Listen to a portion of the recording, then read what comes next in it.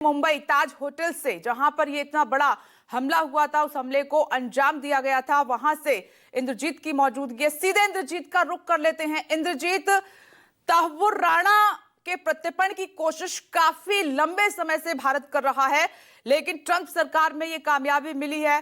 कूटनीतिक स्तर पर इसको बड़ी जीत के तौर पर देखा जा रहा है और साथ ही मुंबई हमले में जिन्होंने जान गंवाई, जिन्होंने अपनों को खोया, उनके लिए एक बहुत बड़ी जीत है इंसाफ के तौर पर।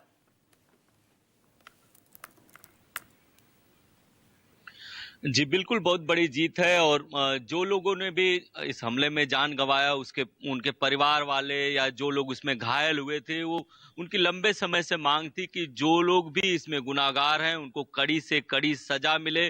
कल ही एक लड़की जिसको की गोली लगी थी सीएसटी स्टेशन पर, देविका रोटावन, उसका कहना था कि उसको फांसी से कम सजा नहीं मिलनी चाहिए।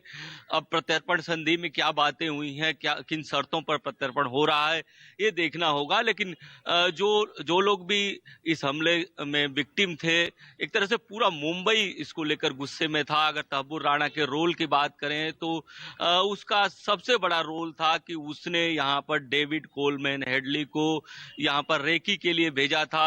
ये वही ताज होटल है जिसमें उसने रेकी किया था। इसके अलावा लियोपोल्ड कैफे में रेकी किया था, छावड़ हाउस में रेकी किया था। इतना ही नहीं, जो ओबराय होटल है जिसको ट्राइडेंट कहते हैं, वहां पे रेकी किया था। और सबसे ज्यादा जो जंग चली थी आतंक के खिलाफ, वो ताज होटल में ही लंबी जंग चली थी। ये पूरे जो होटल था, यहाँ से किनारे किनारे से धुएं निकल रहे थे। लगातार 56 घंटे से ज्यादा यहाँ पर आतंकियों से मुठभेड़ चलती रही।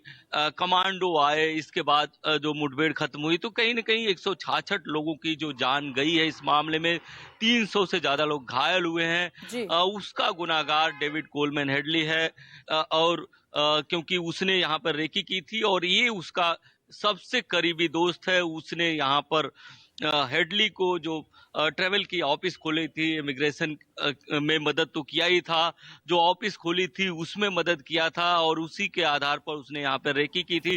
खुद अगर तहव्वुर राणा की बात करें तो जो पाकिस्तानी मेजर का नाम आया था, उस मेजर के लगातार संपर्क में था। यही सबसे बड़ा सबूत बना कि उसने ईमेल के जरिए वो जो मेजर था उसके संपर्क में था, इसके अलावा हेडली के संपर्क में था। इतना ही नहीं, तहव्वुर राणा 8 बार इंडिया आया है। 26/11 जो आतंकी हमला हुआ था उससे पहले 8 बार वो इंडिया आ चुका है और हमले से कुछ दिन पहले भी इंडिया आया था।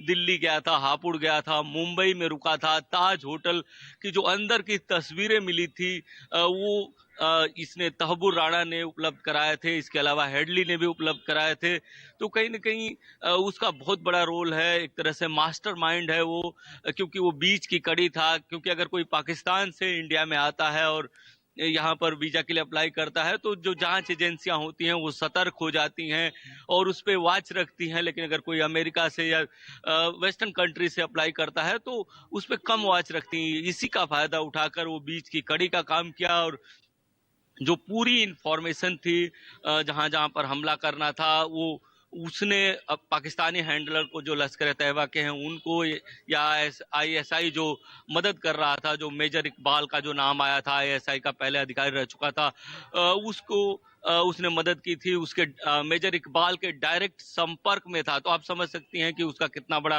रोल था। अगर उसके हिस्ट्री की बात करें तो वो पाकिस्तानी सेना में डॉक्टर भी रह चुका है तहव्वुर राणा। इसके अलावा जब वो कनाडाई नागरिक बना तो पति पत्नी दोनों वहां पे डॉक्टर थे। इसके अलावा शिकागो में जाकर उसने एक कंपनी खोली, इमिग्रेशन का काम शुरू किया। आपके पास लौटेंगे तो एक बात ताज होटल की तस्वीर आप दिखाइएगा, क्योंकि मरम्मत करके वो निशान तो मिट गए हैं, लेकिन दर्द आज भी वो महसूस किया जाता है जिन्होंने अपनों को खोया है, जिन लोगों ने अपनी जान गंवाई है। दर्द ऐसा है जो कभी मिट नहीं सकता।